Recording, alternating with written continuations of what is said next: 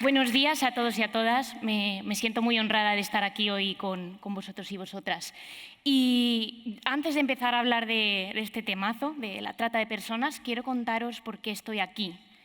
Cuando yo tenía 18 años, acababa de empezar mi carrera en trabajo social y fui a una charla de la universidad que se llamaba Esclavitud en tu ciudad. Y yo recuerdo que dije, esclavitud en mi ciudad, esto seguro que es el típico título de periódico para pillar, pero bueno, voy a ir. Y cuando yo fui a la charla, escuché la historia de una víctima de trata de personas con fines de explotación sexual, es decir, una niña que era esclava en la prostitución en mi ciudad. Y esta niña acababa de cumplir 18 años cuando a mí me contaron este testimonio y había sido prostituida en contra de su voluntad durante 5 años en mi ciudad. Y cuando yo escuché esta historia, yo recuerdo que no dejaba de preguntarme cómo puede estar pasando esto en el mundo, cómo en el pleno siglo XXI sigue habiendo esclavitud y sobre todo, qué es lo que hace que ella, con 18 años, aspiraciones de comerse el mundo, de enamorarse, de tener relaciones sanas, de formar una familia, de lo que sea, como una persona con las mismas aspiraciones que las mías, ha acabado ahí y yo no. ¿Qué es lo que hace que ella esté en una situación de vulnerabilidad y yo no? Y esa es la clave. La vulnerabilidad, todas las oportunidades que yo tuve, todo el conocimiento que mi familia, que mi entorno, que mis padres, que mi educación me dio, fue conocimiento y oportunidades que ella no tuvo. Y esa vulnerabilidad es lo que la hizo caer en una situación de trata de personas. Y por eso estoy aquí. Cuando hablamos de vulnerabilidad o de trata de personas, yo suelo dar definiciones académicas porque parte de mi trabajo es formar en esta materia, pero hoy me gustaría que fuera un poco más interactiva la definición y que pudierais hacer la vuestra. Y me gustaría que tomáramos 10 segundos en silencio para pensar qué es lo que os hace sentir seguros, seguras. ¿Dónde basáis vuestra seguridad, vuestra confianza, vuestras expectativas? ¿Qué es esa cosa o esas cosas que si os quitan, el futuro se os viene abajo? Imaginaos que en un momento os quitan esas cosas que son vuestras bases, vuestra seguridad, de un plumazo. ¿Os apetecería seguir adelante? ¿Os apetecería seguir viviendo? ¿Os apetecería sobreponeros a lo que os ha pasado? Sentiríais probablemente que os han quitado lo más importante de vuestra vida. A veces que os han quitado vuestra vida. Eso en esencia es la trata de personas. La trata de personas te quita la vida.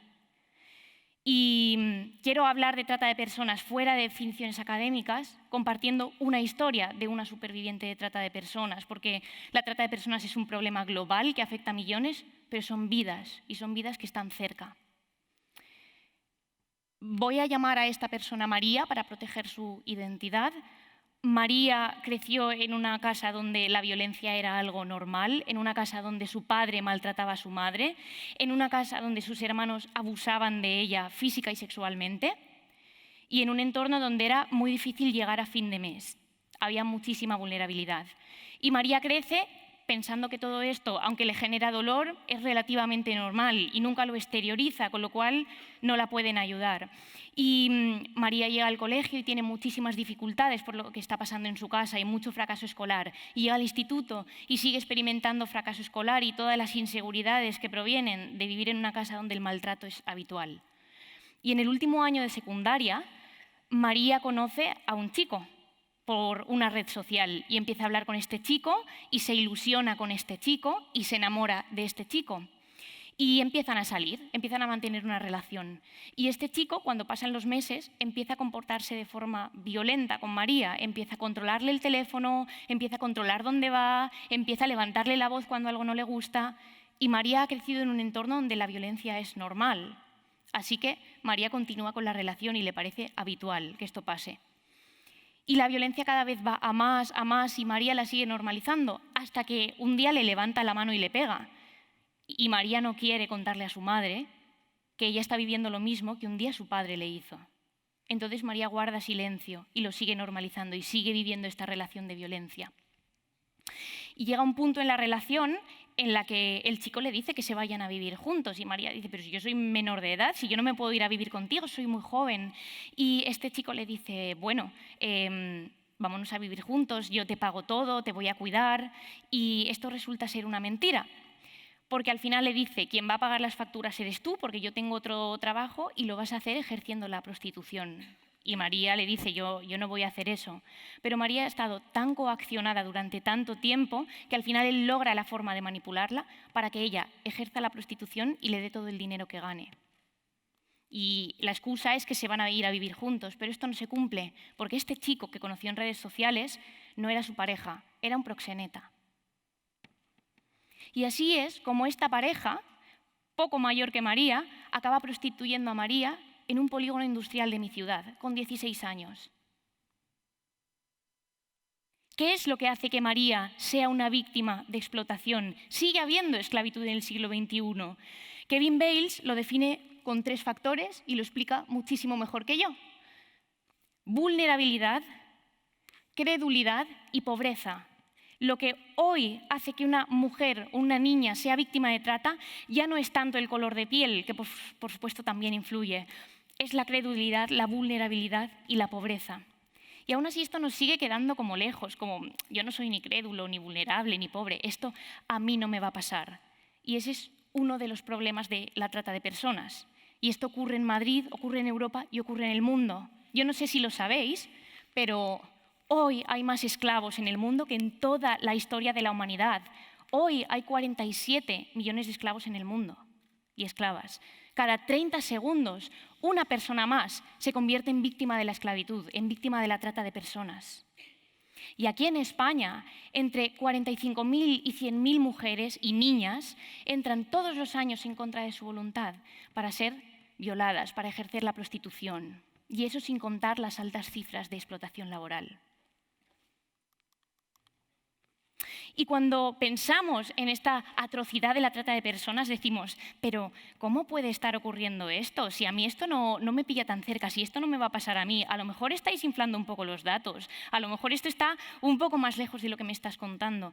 Y este es parte del problema de la trata de personas. Este es quizás la raíz del problema, y es que legitimamos la violencia, legitimamos la precariedad, legitimamos cosas que no son legítimas.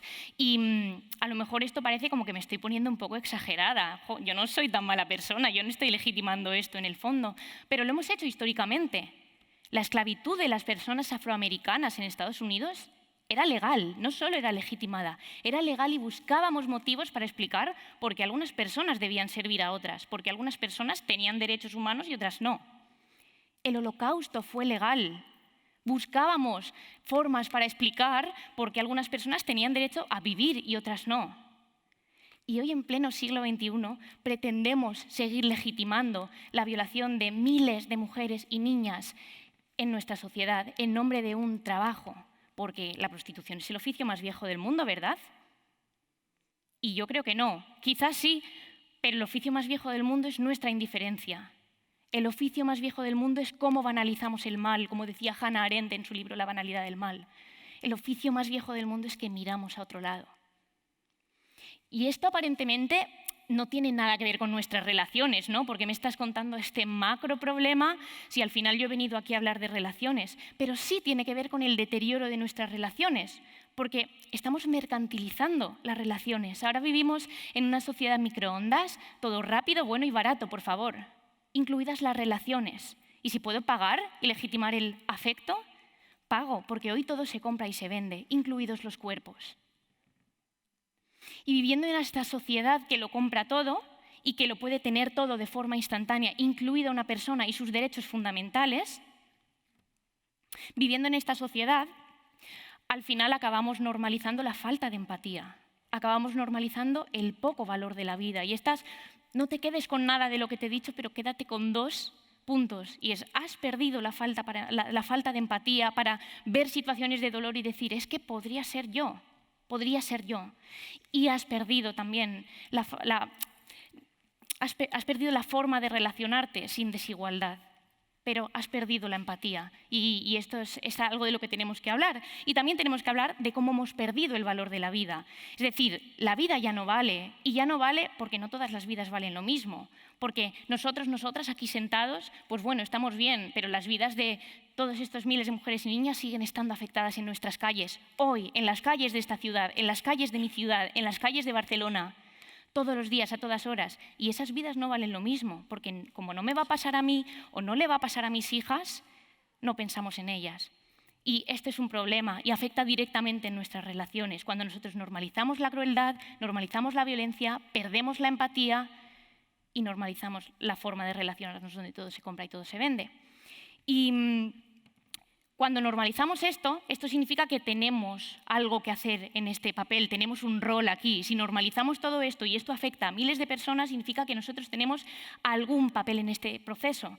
Porque la trata de personas es una cadena muy larga, donde al principio de esa cadena hay una mujer, una niña que está vendiendo su cuerpo porque hay personas que pagan para que eso ocurra. Donde hay una mujer cultivando fresas en un campo, en condiciones de explotación laboral. Pero al final de esa cadena estoy yo, comprando las fresas en el supermercado. Al final de esa cadena hay un hombre con privilegios, pagando por sexo y sin importarle si quiere estar ahí o no.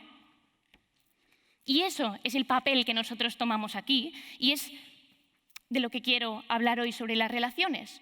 ¿Cómo mi forma de relacionarme puede ayudarme a cambiar las cosas teniendo en cuenta este deterioro, esta falta de empatía, esta normalización de la violencia? Podemos involucrarnos. La trata de personas es una estructura, es todo un sistema de alguien que explota a una mujer, de alguien que la transporta, de alguien que consiente, de alguien que promociona esa explotación, pero es un sistema en el que todos nosotros también estamos y cuando miramos no hacemos nada. Con lo cual, la trata de personas es algo estructural. Sería ingenuo decir que si todos hoy ponemos un granito de arena vamos a acabar con toda la esclavitud del mundo, pero tenemos un papel que es importante hacer, también es nuestra responsabilidad.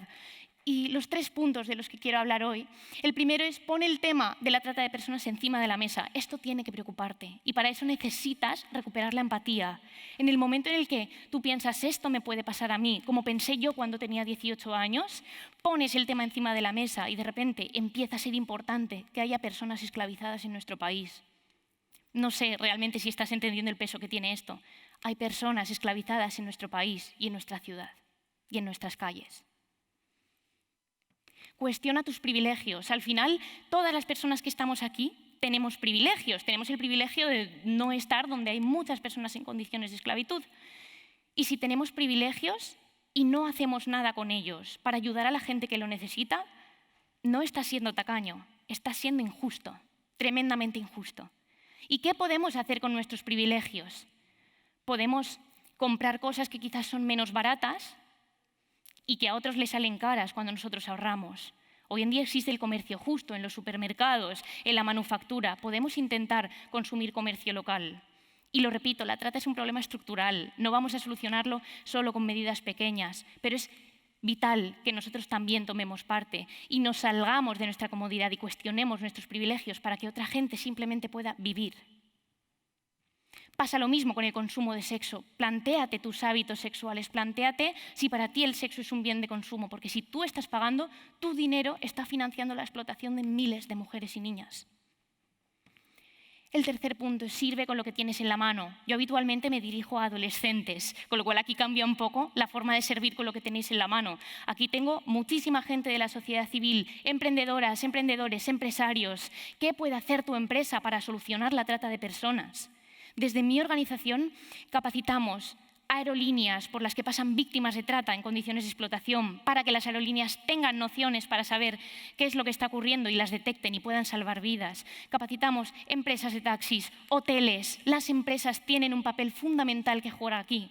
Yo no sé qué cargo ocupas tú en una empresa o dentro de la sociedad civil, pero tú puedes hacer algo contra la trata de personas con lo que tienes en la mano. Y por supuesto que la explotación no se acaba con cosas pequeñas y no se va a acabar mañana. Tendré hijos, tendré nietos y la esclavitud seguirá ocurriendo. Pero aunque solo le pasara a una persona, valdría la pena. Aunque solo te pasara a ti, todo este trabajo valdría la pena. Y me gustaría que tú pudieras tener esta actitud hacia este problema. Muchas gracias por escucharme.